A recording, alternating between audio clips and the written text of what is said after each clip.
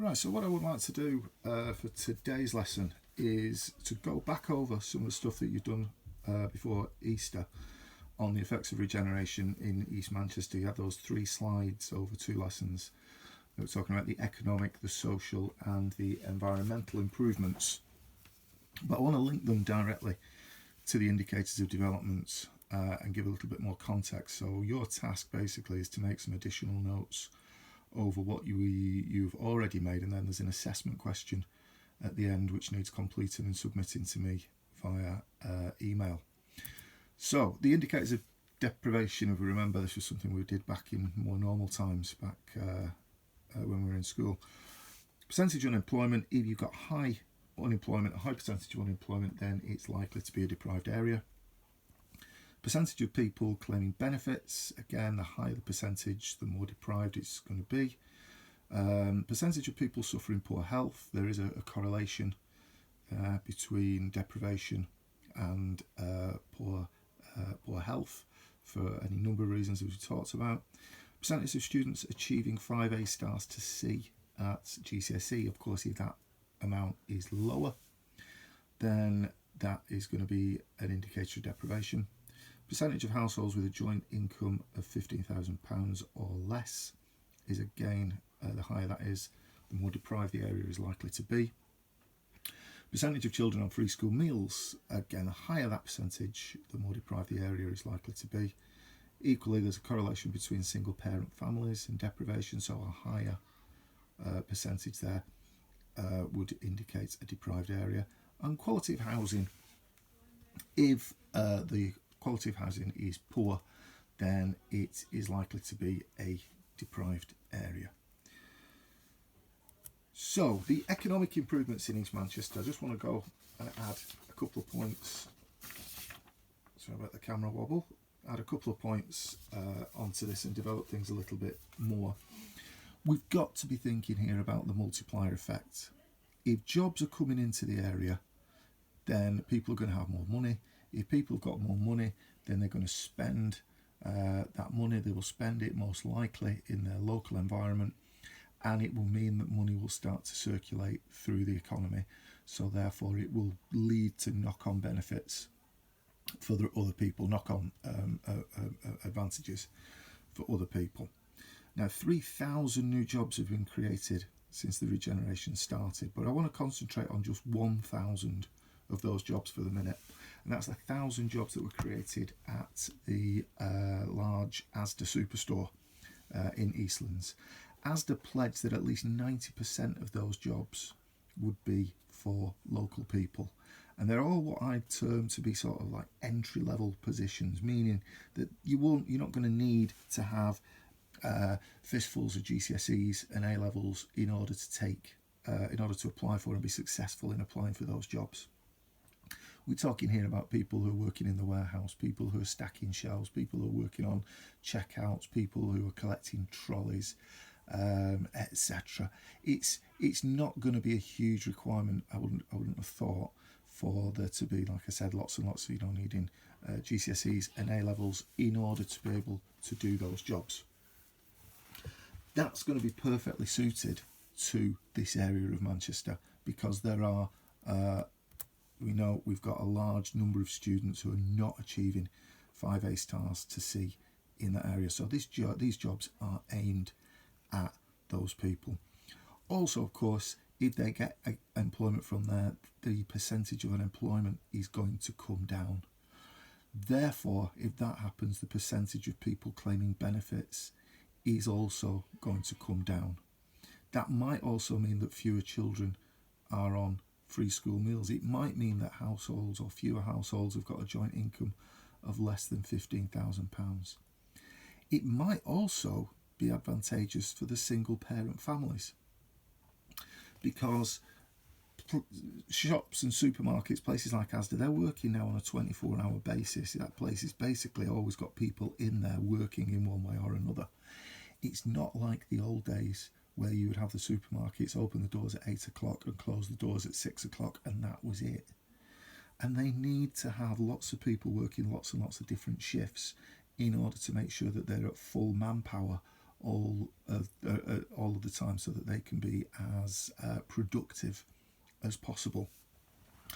So that's going to appeal, hope maybe, to the single parent families, because if the single parent can get some sort of childcare, then that will free them up to be able to do some jobs.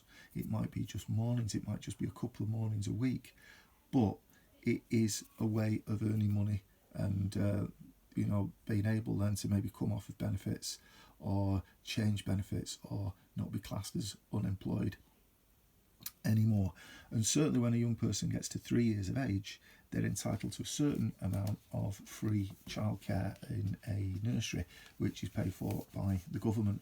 And that in itself, that would mean then that the single parent would be free, should they choose to go and work at Asda, and like I say, maybe do 2, 3, 4 mornings per week, earning money.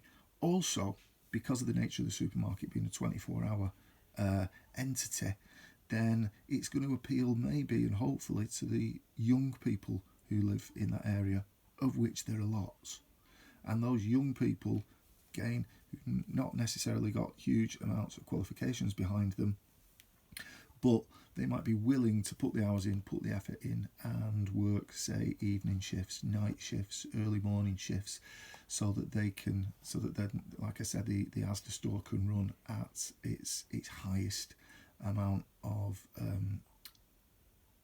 production, so to speak. So it does fit in that. Now, also, I mean, we talked about the 1,000 jobs that are there. We need to think as well here about Sports City. And one pitfall that some people make when they're thinking about Sports City is they are looking at the multi-millionaire footballer show ponies that are playing at City's ground. They're not the people who are necessarily, well, they are benefiting, of course, but they're not necessarily benefiting from this, because Sports City itself, the stadia that are within it, they're not just going to be open for 20 or 30 afternoons a year when there's a sports fixture on.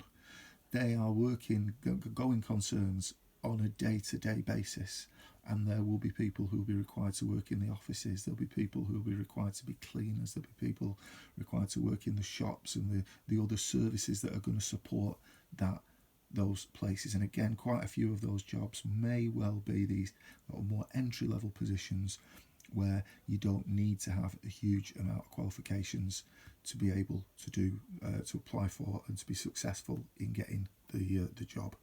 So please don't be quoting City's first team or City's second team or any cyclists or anything like that. These are the people who are working there on a day-to-day basis. And again, it's much more likely they're going to be locals. Right, the social improvements in Manchester. There's a few things that I want to point to here, and I'm going to draw some parallels maybe now with when we looked at Rio and when we looked at Roshinha. It's mainly to do with education, because down here we've got about schools, investment in schools to retrain as well as to attract families into the area. Now, the up-to-date name for the sixth form centre there is the Connell Co-op College. It's got up to 600 students, and they've got a range of A-levels and applied general qualifications. So again, as I said to you when I went to Moston many years ago, if you wanted to go on to sixth form, you had to make a massive journey, either up to Oldham or into the centre of Manchester, to go to the sixth form colleges that were there. This gives them something on their doorstep. This gives them the aspiration to finish the GCSEs and go on to do something else within education. But that's right up at the top end. There's another bit of education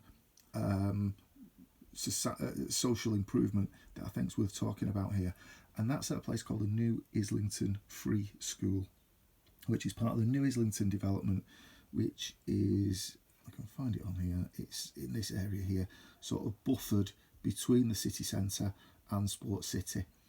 So down here. Now, the New Islington Free School is, of course, it's a brand new purpose-built school, so they've got all of the nice new buildings and fixtures and fittings. It's a nice environment to be in, but also they are working in collaboration with Manchester Grammar School. And Manchester Grammar School are one of the highest attaining schools in the country.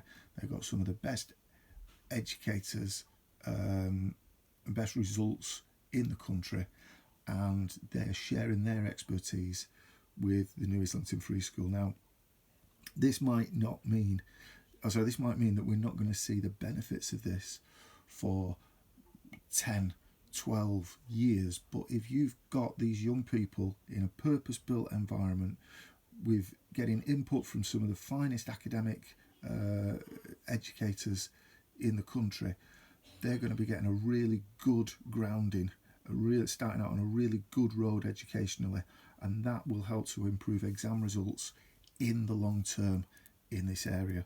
So both of those things there are going to feed in here to the students achieving 5 A star to C at GCSE. The sixth form college will encourage that because you need qualifications to get into sixth form, and the free school will encourage that because people will already be, or the level of education and the young people coming through will be more on a trajectory to be aiming for at least 5 A stars to C when it comes to them taking their exams. Also in here we have got 2 metro links running through East Manchester, from Manchester city centre to Oldham and Ashton, and of course there are lots of places, lots of stops in between. So similar to the cable car idea in Rio, it gives people an opportunity to move out of the city. It takes down that glass wall that might have hemmed people in. That I come from this area, I live in Beswick, I'm going to stay in Beswick, I'm going to work in Beswick. It might shift that mindset, and people start to move to work in maybe the city centre, which isn't a million miles away, but also there might be jobs in Ashton, there are retail parks, there are lots of industrial estates and so on in that can and will be accessed by the Metro link. Also on the society side here, home improvements and new homes, they were built with the local people in mind. They weren't built as they were in the 1960s with the architects thinking, well, we will build these tower blocks because that is the way that things need to be. They called people together, they held public meetings, they asked people what they wanted. So they've taken that idea, they've worked with the local people to try to make sure that the home improvements fit what the local people wanted. They did have to attract in new people, of course, and they will actively been trying to attract in young professionals with the flats and apartments that have been built in that area, and trying to play off the proximity to Manchester city centre. But that also will be of benefit because that's going to add to the multiplier effect. If you've got people who've got money coming into the area. Right, the next slide then, what environmental improvements have there been? Well, there's a few little things here that I just want to mention. Sorry, we nearly had a young interruption then. There's many things that environmental improvements and a couple of ideas that I just want to bring to you here. One of them is a thing called broken window theory. By improving the environment, you're actually going to bring down the levels of crime and disorder and so on. The broken window theory is something that I learned about from Dr. Leggett actually. It suggests that visible signs of crime and antisocial behaviour and civil disorder creates an urban environment that encourages crime and disorder. So things like shutters on shops and things like barbed wire and just basically things that have been broken that have not been repaired encourage more and more crime and disorder, and it doesn't bring, but what they've done here is they've tried to improve the physical environment, make it look nice, and that will have an effect then on the people. There's also there's a thing that I was been looking at here, about 50,000 trees will have been planted by 2018 to improve the appearance of the area. I want to link that to a Japanese term called forest bathing. Basically going out into forest, wooded areas, green areas. It's good for you. It's good psychologically. It reduces blood pressure. It lowers cortisol, which is stress hormone levels, and it helps to improve concentration. So that is something that's the tree planting.